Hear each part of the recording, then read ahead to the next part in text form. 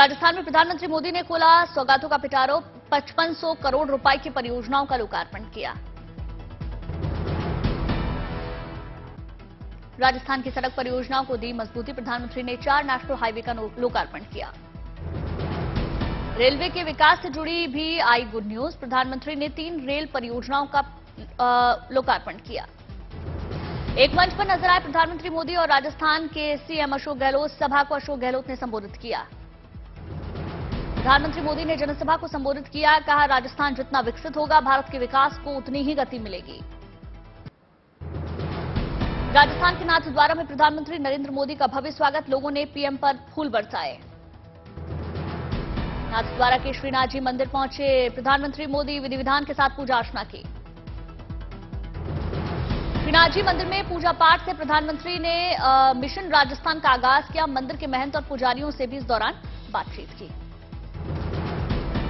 प्रधानमंत्री बनने के बाद पहली बार श्रीनाथ जी मंदिर पहुंचे प्रधानमंत्री। राजस्थान में इसी साल होना है विधानसभा चुनाव। प्रधानमंत्री मोदी 3:15 बजे आबू रोड पहुंचेंगे, कई परियोजनाओं का शिलान्यास भी करेंगे। कर्नाटक में आज लोकतंत्र का महापर्व, विधानसभा चुनाव के लिए 224 सीटों पर मतदान जारी। सुबह 11 बजे तक 20.9% मतदान हुआ।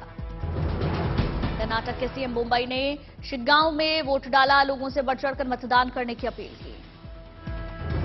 वोट डालने से पहले हनुमान मंदिर में सीएम बोम्बई ने की पूजा अर्चना, पूजा के बाद आकर वोट डाला। कर्नाटक के पूर्व सीएम येदियुरप्पा परिवार संग पहुंचे पोलिंग बूथ, किया मतदान। मतदान से पहले येदियुरप्पा ने श्री राघवेंद्र स्वामी मठ का दौरा किया। बेटा BY विजयेंद्र भी चुनाव लड़ रहा। बेंगलुरु के जयनगर पहुंची वित्त मंत्री निर्मला सीतारमण, वोट डाला। अभिनेता प्रकाश राज ने किया मतदान, लोगों के साथ कतार में खड़े नजर आए एक्टर। बेंगलुरु के जयनगर बूथ पर आए इंफोसिस के संस्थापक एन नारायण मूर्ति मतदाताओं के साथ कतार में खड़े हुए नजर आए। नारायण मूर्ति की पत्नी और लेखक सुधा मूर्ति भी पहुंची मतदान केंद्र, किया मतदान। बेंगलुरु में बनाया गया स्पेशल सखी बूथ, महिलाओं के मतदान की विशेष व्यवस्था।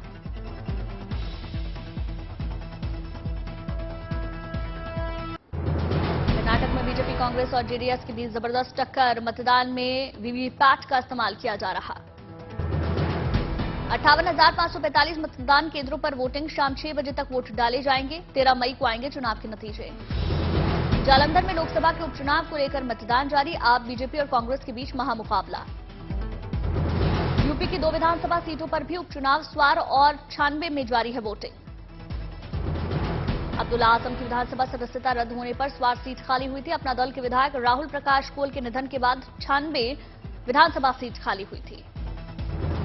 दिल्ली के जंतर मंतर पर पहलवानों का 18वें दिन भी धरना जारी, बड़ी संख्या में पुलिस की तैनाती। जंतर मंतर पर पहलवानों का लगातार धरना जारी, 18वां दिन हुआ, बड़ी संख्या में वहां पर पुलिस की तैनाती। पहलवानों की याचिका पर राउज एवेन्यू कोर्ट ने दिल्ली पुलिस से मांगी रिपोर्ट, 12 मई को मामले की अगली सुनवाई। कुश्ती खिलाड़ियों को मिल रहा किसानों का समर्थन, प्रदर्शन में बड़ी संख्या में शामिल हो रहे किसान। बिहार में रिटायर्ड कर्मचारी ज्वाइंट एक्शन कमेटी का प्रदर्शन, गंभीर आरोपों के बावजूद कुश्ती महासंघ अध्यक्ष की गिरफ्तारी नहीं होने पर सवाल। रोहतक में कांग्रेस ने कार्यकर्ताओं ने कुश्ती खिलाड़ियों के धरने के समर्थन में कैंडल मार्च निकाला, ब्रिजभूषण सिंह की गिरफ्तारी की मांग। अतीक अहमद की हत्या का बदला लेने की धमकी देने के मामले में बड़ा खुलासा, जम्मू कश्मीर से किया गया था धमकी भरा ट्वीट। कश्मीर के पुंछ से ऑपरेट हो रहा धमकी देने वाला ट्विटर हैंडल का नाम द सज्जाद मुगल। प्रयागराज के साइबर क्राइम थाने की पुलिस कर रही जांच, जम्मू कश्मीर पुलिस की भी मदद ली जा सकती है। अतीक की पत्नी शाइस्ता परवीन को लेकर अखिलेश यादव का बड़ा बयान, माफिया लिखने पर जताया एतराज। अखिलेश यादव ने कहा शाइस्ता को माफिया लिखना पुलिस की नहीं बीजेपी की भाषा है। देहरादून में सरकारी जमीन पर बने मजारों पर चला बुलडोजर, विकासनगर में कार्रवाई। देहरादून के विकासनगर में 20 से 30 अवैध निर्माण की पहचान, पुलिस बल की मौजूदगी में कार्रवाई। देहरादून में धार्मिक स्थलों से लाउडस्पीकर हटाए जा रहे, पुलिस ने अभियान चलाया। पुलिस ने 60 धार्मिक स्थलों से लाउडस्पीकर को हटाया, आज तक की मोहलत दी थी। पुंछ के पास संदिग्ध गतिविधियों को लेकर अलर्ट, पूरे इलाके की घेराबंदी।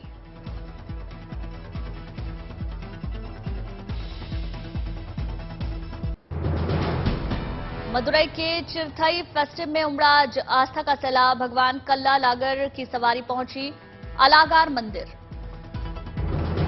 भक्तों में दिखा गजब का उत्साह, फूल बरसाकर लोगों ने किया भगवान कल्ला लागर की सवारी का स्वागत। दिल्ली में आपदा प्रबंधन ने वार्षिक सम्मेलन का आयोजन किया, राज्यों और केंद्र शासित प्रदेशों के कई अधिकारियों ने हिस्सा लिया। गुवाहाटी में कला क्षेत्र में समझौता ज्ञापन पर हस्ताक्षर समारोह का आयोजन, सीएम हेमंता बिस्वा शर्मा ने हिस्सा लिया। दिल्ली में विश्व थैलेसीमिया दिवस कार्यक्रम में पहुंचे लोकसभा अध्यक्ष ओम बिरला और केंद्रीय मंत्री अर्जुन मुंडा, बच्चों से बातचीत की। रेलवे मैनेजमेंट को लेकर सम्मेलन का आयोजन, रेलवे से जुड़े कई अहम मुद्दों को लेकर चर्चा हुई। हल्द्वानी में उत्तराखंड सरकार के कैबिनेट मंत्री सलपाल महाराज का ऐलान, गड्ढा मुक्त सड़कों के लिए तैयार होगा नया ऐप। हैदराबाद में बीजेपी ने खेलो भारत जीतो भाग्यनगर प्रतियोगिता का आयोजन किया, आतिशबाजी के साथ हुआ प्रतियोगिता का शुभारंभ। मणिपुर में हिंसा में फंसे बिहार के छात्र स्पेशल फ्लाइट से पटना रवाना हुए, घर पहुंचकर खिले छात्रों के चेहरे। त्रिपुरा के उदयपुर में राजश्री उत्सव का शुभारंभ हुआ, सीएम माणिक साहा ने शिरकत की। पणजी में G20 के तीसरे विकास कार्य समूह की बैठक का शुभारंभ हुआ, महिलाओं की ओर से बनाए गए सामानों की प्रदर्शनी लगाई गई। देहरादून में सीएम पुष्कर सिंह धामी ने सीएम हेल्पलाइन पर अधिकारियों के साथ अहम बैठक की, कई मुद्दों पर मंथन हुआ।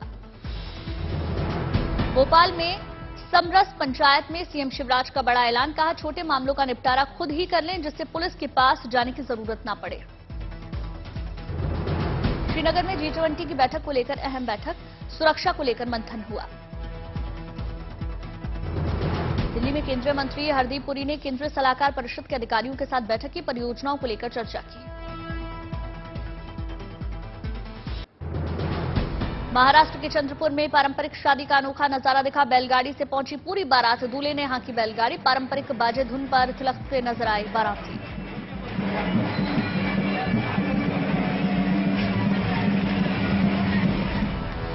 केंद्रीय तिब्बती प्रशासन के मुखिया पेनपा तेसरिंग 3 दिवसीय दौरे पर शिमला पहुंचे, स्कूली बच्चों ने लोकगीतों और लोक नृत्यों की प्रस्तुति दी। महाराष्ट्र के सीएम एकनाथ शिंदे ने मुंबई में मेट्रो निर्माण कार्य का निरीक्षण किया, कहा मेट्रो का प्रोजेक्ट पूरी तरीके से अंडरग्राउंड, इसमें कुल 27 स्टेशन होंगे। आगरा पहुंची फिल्म द केरला स्टोरी अभिनेत्री सोनिया बलानी, सिंधी महापंचायत ने सम्मानित किया। मुंबई में दिव्यांग बच्चों के लिए द गिफ्ट ऑफ साउंड कार्यक्रम का आयोजन, बच्चों को बांटी गई hearing aid kit. CM Ashok Gehlot ने उदयपुर के मावली में महंगाई राहत कैंप का दौरा किया, गहलोत ने शिविर में गारंटी कार्ड बांटे, लाभार्थियों से संवाद भी किया। शिमला पुलिस ने लागू किया 1 मिनट ट्रैफिक प्लान, लोगों को नहीं करना पड़ेगा जाम का सामना। जल्द शुरू होगी गुरुग्राम में द्वारिका एक्सप्रेस वे पर वाहनों की आवाजाही, गुरुग्राम जिला उपायुक्त ने निरीक्षण कर जानकारी दी। यमुनोत्री हाईवे पर ओवर स्पीड में वाहन चलाना पड़ेगा भारी, पुलिस करेगी स्पीड गन से निगरानी। आरा में पुलिस को बड़ी कामयाबी, हथियार के साथ 3 बदमाश गिरफ्तार। हरिद्वार में पुलिस को बड़ी कामयाबी, ज्वेलरी की दुकान में लूट करने वाले 3 आरोपियों को गिरफ्तार किया।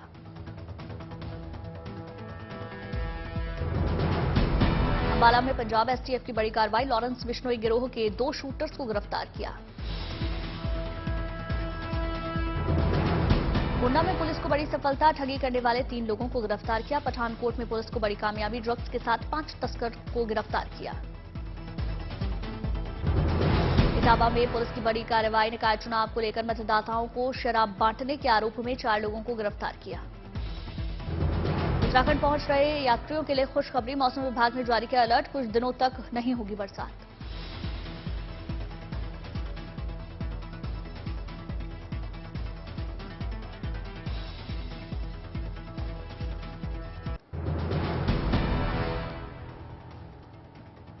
उत्तराखंड पहुंच रहे यात्रियों के लिए एक अच्छी खबर सामने आई है, जहां मौसम विभाग ने कुछ दिन बारिश न होने का अलर्ट जारी किया है।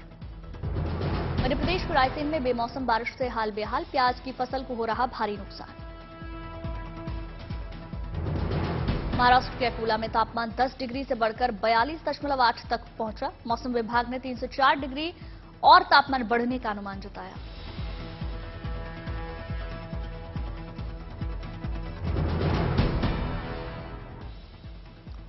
टैंकरों से नगर निगम लगातार पानी पहुंचाने की कोशिश कर रहा और इस कोशिश के बीच में जनता वहां पर पानी का इस्तेमाल करते हुए नजर आ रही है।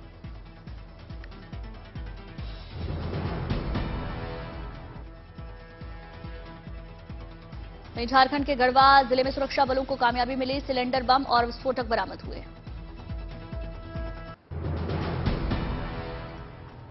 अडानी ग्रुप पर हिंडनबर्ग के आरोपों के बाद सुप्रीम कोर्ट की गठित की गई 6 सदस्यीय एक्सपर्ट कमेटी अपनी रिपोर्ट जिसने सौंप दी। रिपोर्ट पर 12 मई को सुप्रीम कोर्ट में होगी सुनवाई। अमीरों की लिस्ट में मार्क जुकरबर्ग को पीछे छोड़कर मुकेश अंबानी 13वें से 12वें स्थान पर पहुंचे। गौतम अडानी 21वें स्थान से लुढ़ककर 23वें नंबर पर पहुंचे। वित्तीय संकट से घिरी गो फर्स्ट के पास यात्रियों की एडवांस बुकिंग के 900 करोड़ रुपए जमा। ट्रैवल एजेंट्स एसोसिएशन ने केंद्रीय मंत्री ज्योतिरादित्य सिंधिया से राहत की गुहार लगाई। बेंगलुरु में आईफोन का प्लांट बनाने के लिए 300 करोड़ में जमीन का सौदा हुआ। फॉक्सकॉन के इस प्लांट से 1 लाख जॉब्स मिलने का अनुमान। 5 साल में एसबीआई के 1 लाख से ज्यादा खाताधारकों के ईएमआई ना चुकाने से करीब 7,500 करोड़ रुपए का होम लोन फंसा। एसबीआई ने 2,178 करोड़ रुपए के फंसे होम लोन को बट्टे खाते में डाला। मई के पहले 9 दिनों में फॉरेन पोर्टफोलियो इन्वेस्टर्स ने 2.2 अरब डॉलर का निवेश किया। मार्च से अब तक एफपीआईज ने 4.5 अरब डॉलर का निवेश किया और 4.1 अरब डॉलर निकाले। आनंद महिंद्रा ने राजस्थान के लिथियम भंडार के खोज पर भारत के इलेक्ट्रीफाई फ्यूचर का भरोसा जताया। इस भंडार के इस्तेमाल के लिए चीन जैसी रिफाइनिंग कैपेसिटी बनाने का भी सुझाव दिया। वहीं बिजनेस को प्रॉफिटेबल बनाने के लिए कैश फ्लो का महत्व समझ रहे हैं कारोबारी। सेमिनार में 35 कैश फ्लो नियमों के बारे में 300 से ज्यादा कारोबारियों को जानकारी दी गई। विश्व थैलेसीमिया दिवस पर एनटीडब्ल्यूएस और पीएचओ ने इस बीमारी के इलाज और मैनेजमेंट के लिए गाइडलाइंस रिलीज की। आईसीएमआर के डीजी राजीव बहल ने हेल्थ एक्सपर्ट के साथ गाइडलाइंस जारी की। ज्यादा महिलाओं को नियुक्त करके भारतीय आईटी कंपनियों ने जेंडर स्कोर कार्ड में सुधार किया। छटनी के माहौल के बावजूद बड़ी संख्या में महिलाओं की हायरिंग जारी। इमरान खान की गिरफ्तारी के बाद पाकिस्तान में गुस्साए समर्थकों का उत्पात जारी। धारा 144 के बावजूद लाहौर में कोर कमांडर के आवास समेत कई जगहों पर प्रदर्शनकारियों का जमावड़ा लगा। अमेरिका और ब्रिटेन ने पाकिस्तान में कानून और संविधान का पालन किए जाने की जरूरत बताई। अमेरिकी और ब्रिटेन के विदेश मंत्री से इमरान खान की गिरफ्तारी पर पूछे गए सवालों के जवाब में लोकतांत्रिक मूल्यों के सम्मान की बात कही।